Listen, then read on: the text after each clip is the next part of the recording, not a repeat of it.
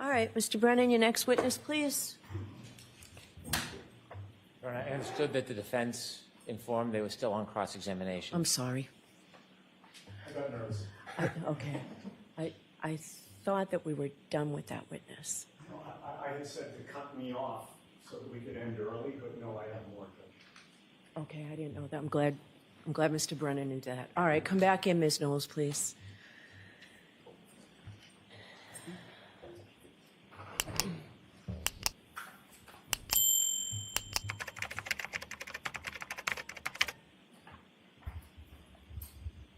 Ms. Knowles, I'll remind you you're still under oath. Thank you. Thank you. All right, Ms. Giannetti.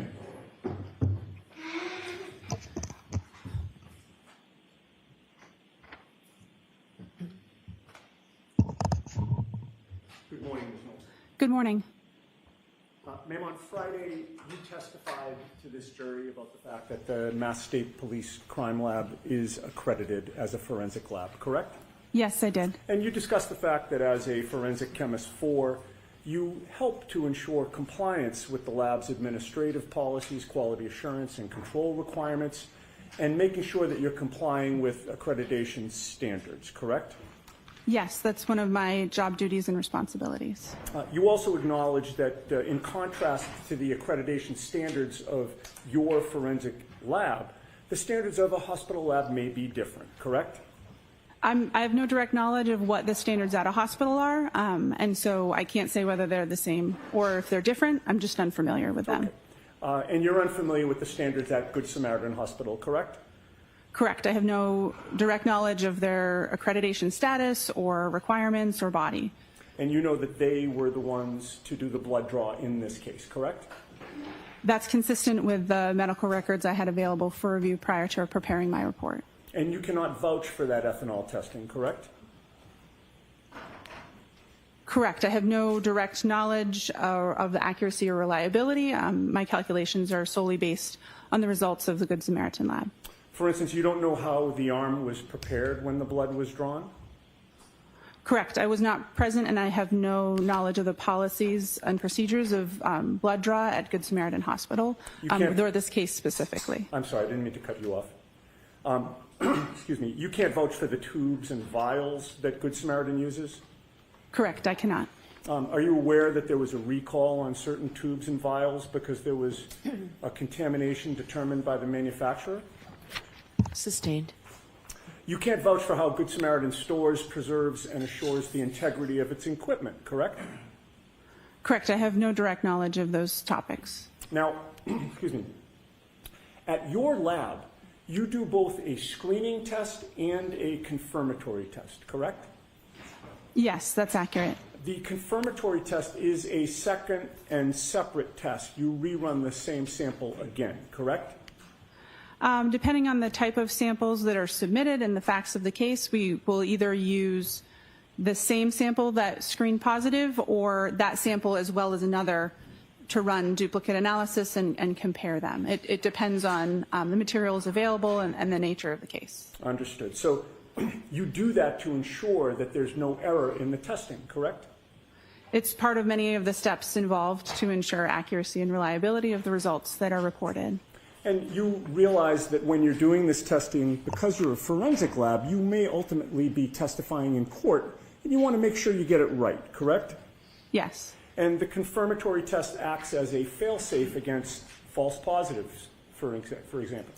Correct. The screening and the confirmatory test are typically using different methodologies or different techniques to ensure that a false positive under one technique would not have similar issues with the confirmatory technique. Okay. In this case, your lab did not do any confirmatory testing, correct?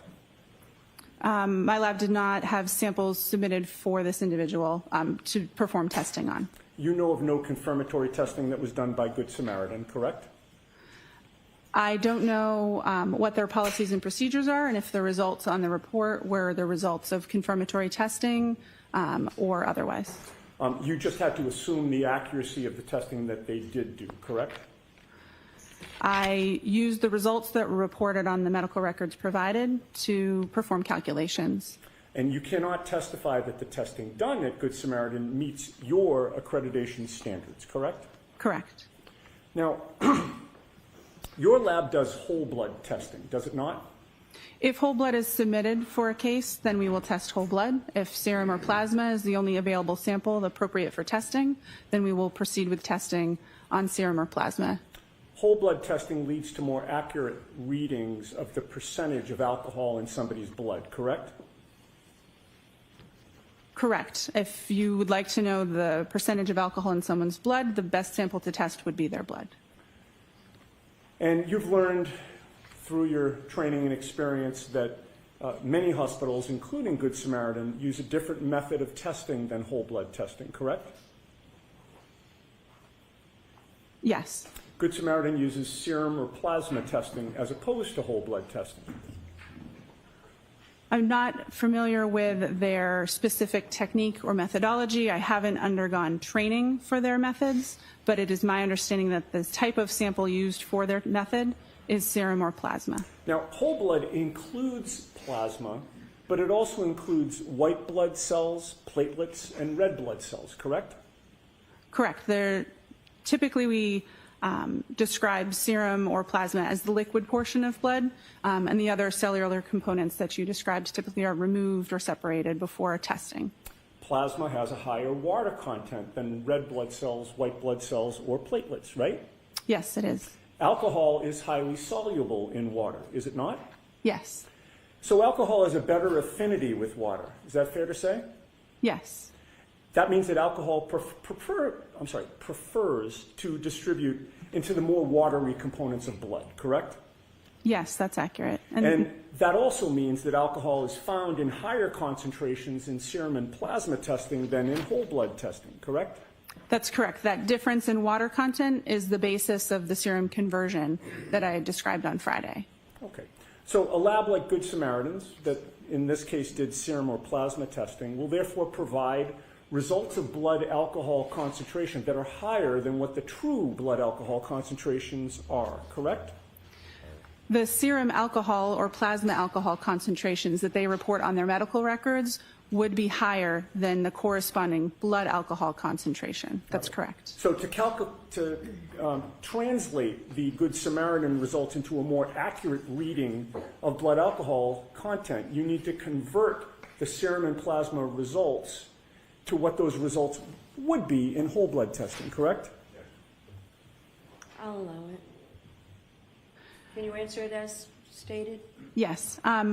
The accuracy of the value isn't changed by the reading. It's a different value. It's a serum or plasma alcohol concentration versus an estimated blood alcohol concentration. So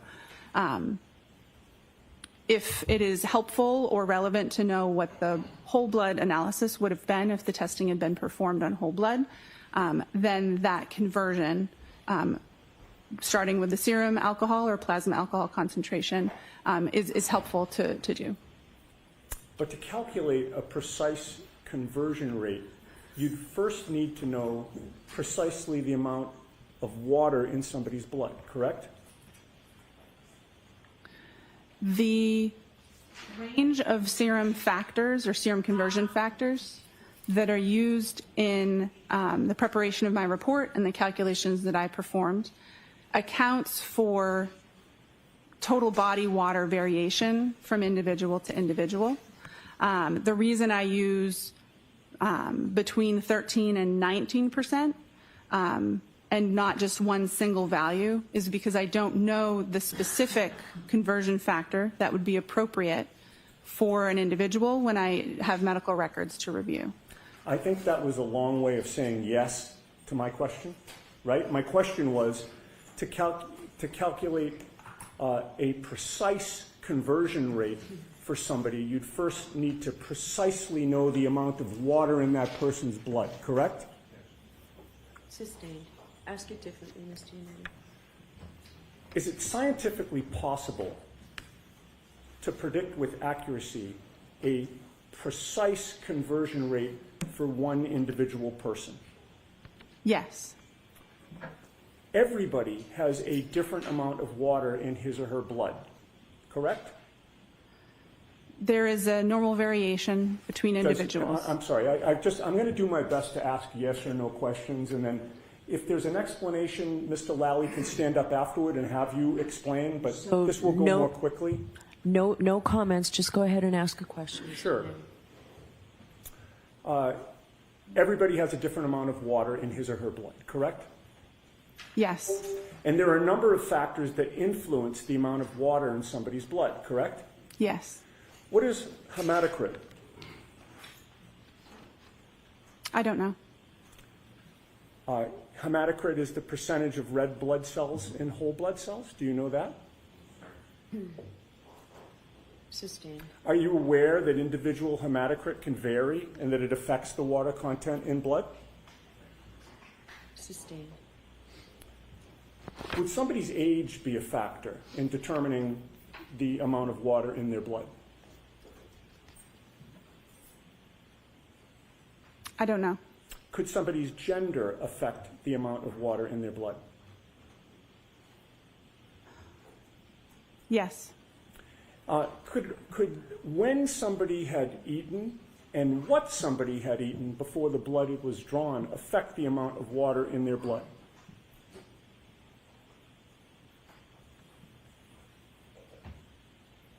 it's possible, but I'm not aware of those factors being considered when performing total body water calculations. Would how frequently a person uses the restroom affect the amount of water in their blood? As it would relate to their state of hydration, it's possible, but again, I'm not familiar with performing precise calculations on individuals. It's not a routine part of my job, and it's not in the scope of my expertise. Would medications, some medications, potentially affect the amount of water in somebody's blood? It's possible, yes. And conversion factors vary significantly between individuals, but they can also vary within the same individual over time, can they not? I believe so, yes. And all of the factors that we've discussed that you've adopted can impact the conversion factor that is used, correct? Yes, And there is no one universally agreed upon conversion factor, correct? correct. There is a range that is agreed upon, but not a singular conversion factor. Right, and the range that you used was 1.13 to 1.19, correct? Yes, You recognize, however, that with all the factors affecting the amount of water in somebody's blood from person to person, and even within one person over time, some people can fall outside the range that you used, correct? yes, And you recognize that some studies have shown a conversion rate from serum to whole blood can be higher than 1.19, correct? yes, Are you aware of a study by Rainey, R-A-I-N-E-Y, reporting conversion rates as high as 1.59? yes, And if the conversion rate is higher, that would mean that the actual blood alcohol concentration would be lower, correct? yes, So if you're using a range of conversion factors that does not capture what the conversion factor should be for the individual that you're testing, you can't have confidence in the result, correct? correct. The range that is utilized is looking at studies of large groups of people to try to capture as accurately as possible most individuals in the population, but it would not cover 100% of scenarios with all the factors that you've described. Okay, and you'd agree that your conversion of serum to whole blood here is imprecise, correct? The conversion was performed within the policies and procedures of the laboratory and the best practice recommendations for my field. But it is imprecise.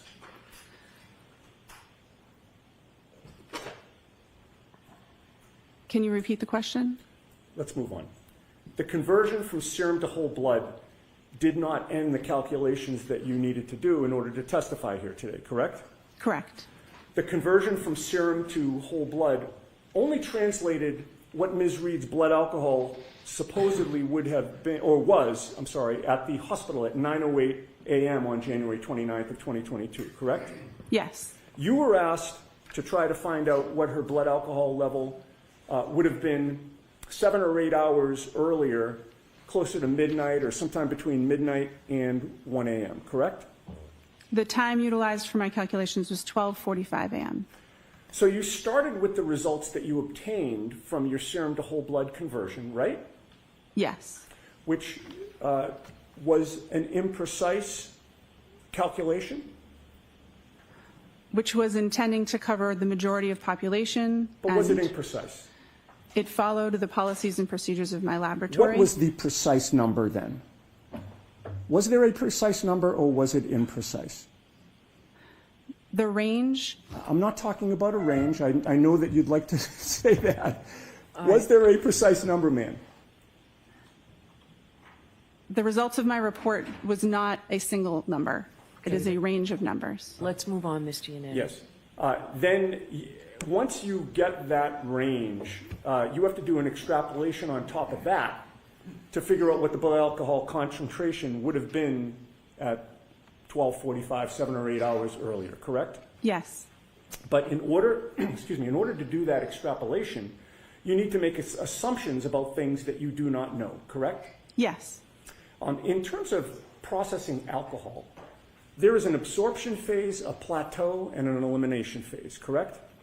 Yes, that's accurate and consistent with my understanding. And during the absorption phase, blood alcohol concentration can be rising, correct? Yes.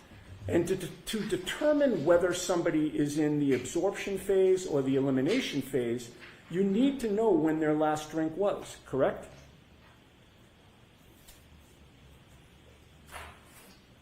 Yes, if you're performing that type of calculation, or if you're trying to determine if they've reached their maximum, that would be helpful information to have.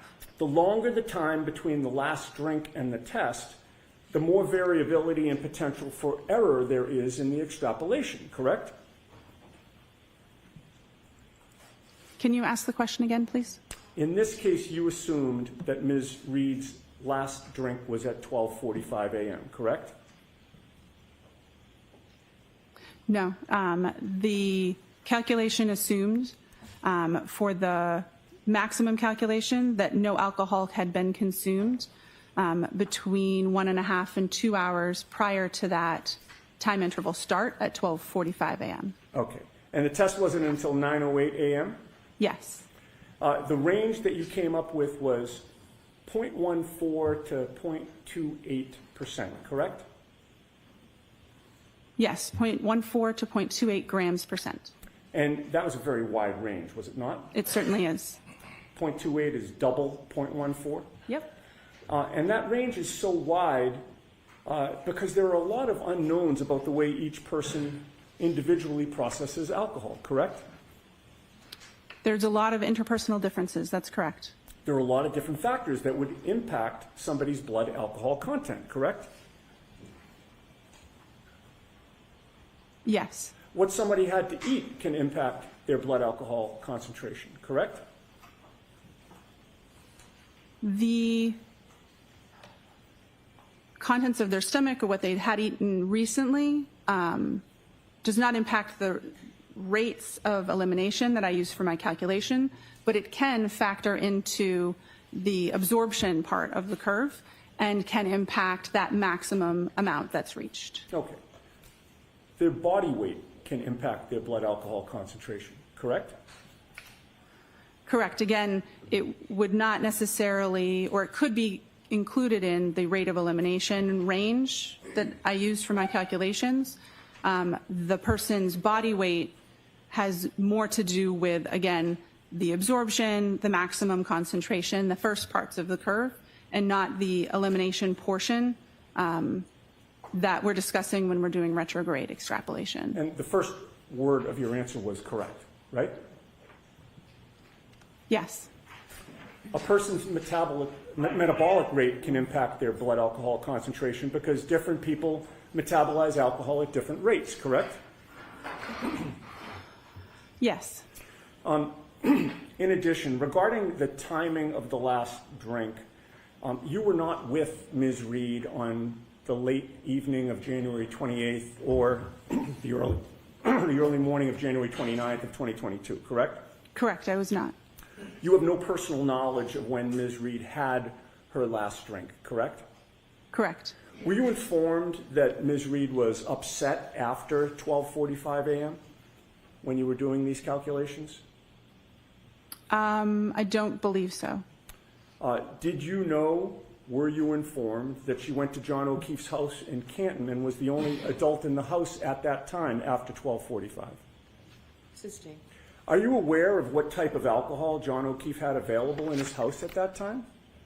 Sustained. Were you aware that she was waiting for John O'Keefe to come home, but he never did? Sustained. Do you have any personal knowledge of whether Ms. Reed poured herself a drink during the hours of 12:45 a.m. and 6 a.m. on January 29th of 2022? No, I do not. And do you know whether she had more than one drink during those hours? No, I do not. Assume that Ms. Reed did have something alcoholic to drink after 12:45 a.m. Would that affect your assumptions about whether she was in the absorption or the elimination phase? Yes, it would. And if she did have something to drink after 12:45 a.m., what would that do to your calculations? The foundation of my calculations would be incorrect. I would need to perform different calculations or factor in the information as it would become available and issue a different report. Okay.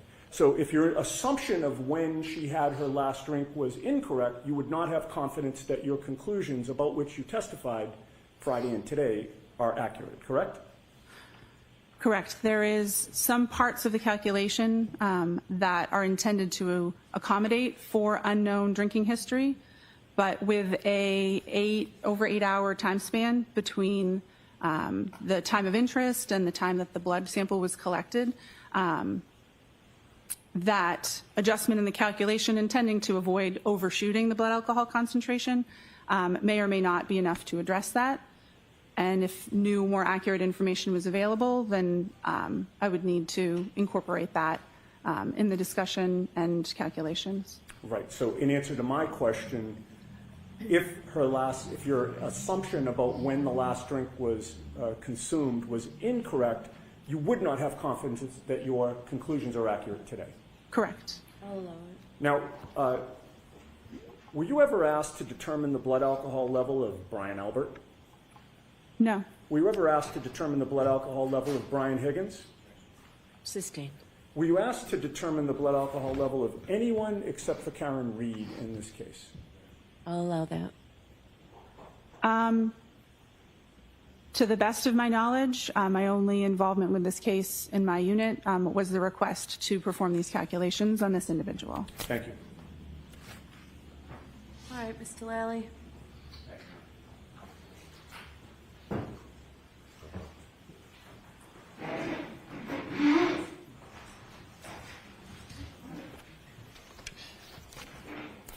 Good morning, Ms. Knowles. Good morning. Now, again, how many serum conversions have you performed over your years at the lab? It's hard to know an exact number, but at least over 100. And the ethanol reading or the alcohol reading within Ms. Reed's medical records that you testified to previously last week, what was that reading again? 93 milligrams per deciliter. And that reading in milligrams per deciliter, is that typical for how you would see alcohol recorded in hospital records? Yes, it is. And specifically hospital records that you would then be asked to perform a serum conversion on? Yes. Now, with respect to your calculations in this case, did you perform these calculations consistent with how you have done in each and every prior instance within your work at the lab? Yes, the serum conversion factors have been adjusted since I first started doing these, but the same type of math was performed, and I'd used the approved conversion factors that are published in our protocols with each one that I did. Now, what is the difference between whole blood and serum? Whole blood is blood as we think of it, with both the liquid and the cellular components as it exists in our bodies. Serum is the liquid portion of blood after those cellular components have been removed. And how does the difference between them impact your testing or your calculations? Because of the different water content in whole blood versus serum, that means that if we would like to compare a serum alcohol concentration and a whole blood alcohol concentration, that we have to apply a conversion factor to be able to compare those two. The serum alcohol concentration is always higher than the whole blood alcohol concentration. And that difference, is that accounted for within the calculations of the conversion factors that you utilize? Yes. And how so? The conversion factors, by dividing by 1.13 and 1.19, can adjust for the difference between the water content and therefore the serum and whole blood ratio that's observed in studies. And that change in conversion factors, does that benefit the defendant in this case? Objection. I'll allow it. Or ask it differently, Mr. Sure. Chairman. The change in conversion factors recently implemented in your lab and your protocols, who does that benefit?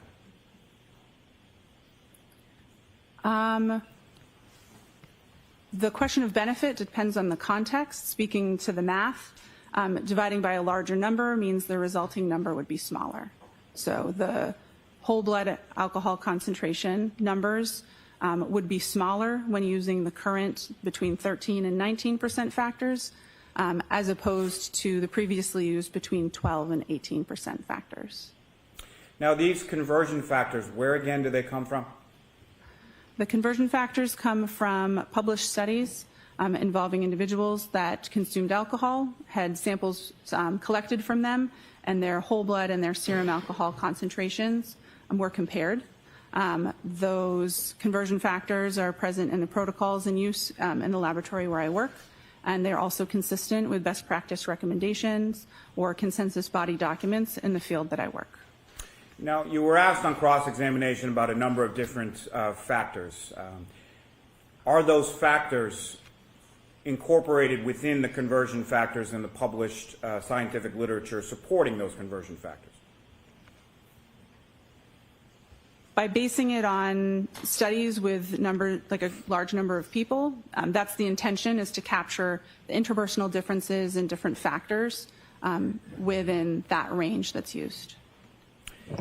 Now, if you know, how much in the elimination phase, as far as bladders are concerned, how much loss of alcohol is concerned in the elimination phase with reference to bladder loss?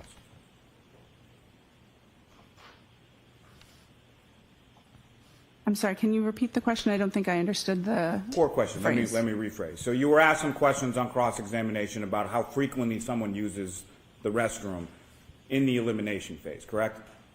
I believe I was, yes. Right. And do you have any idea from your training and experience as far as how much alcohol is typically lost by an individual during the elimination phase through the bladder? Objection. Do you know that? I do. Okay, you can answer it. Less than 5%. The vast majority of alcohol is eliminated from the body by an enzyme that breaks it down from alcohol into carbon dioxide and water. I can't remember exactly how much is generally eliminated, but I believe it's less than 5% of the total blood alcohol concentration. Now, you were asked about whether or not the defendant had a drink after 12:45 a.m. Do you have any evidence that the defendant did, in fact, have any alcohol to drink after 12:45 a.m.? Objection. Sustained. If there was a drink at approximately 1 a.m., what kind of impact would that have on your calculations? It would depend on how much had been consumed. If any alcohol had been consumed, then it would adjust the calculations depending on that information. And what I'm asking, Ms. Knowles, is if there is a slight differential in the time of incident or last drink, how much impact would that have on the range that you're able to calculate?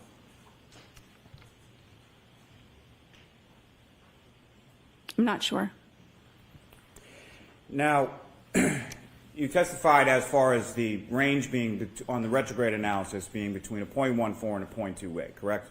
Yes, I did. Are you aware of what the legal limit is in Massachusetts? Objection. I'm going to sustain that, actually. Why is there such a varying range? Because there's such variation between individuals with their rates of elimination, the calculation used both a sort of extreme low and extreme high rate of elimination, and because we don't know the individual's rate of elimination, that range is intentionally wide to ensure that the actual blood alcohol concentration lies somewhere between it. It's intending to account for a lot of the factors that we've been discussing. It's intentionally a wide range because there are so many unknown factors, and it was so much time that had elapsed between the time of interest and the time of collection. And based on your calculations, as far as the 93 milligrams per deciliter, what does that convert to as far as the blood alcohol concentration for the defendant at 9:08 a.m. on January 29th? 93 milligrams per deciliter in serum alcohol concentration would convert to between 0.078 and 0.082 grams per cent. And from your calculations in your retrograde analysis, what was the range that you were able to calculate for the defendant's blood alcohol concentration at 12:45 a.m. on January 29th? Between 0.14 and 0.28 grams per cent. And 0.14, 0.28, and every number in between is higher than 0.08. Is that correct? Yes, it is. Nothing further. No further questions. All right, Ms. Knowles, you're all set. Thank you very much.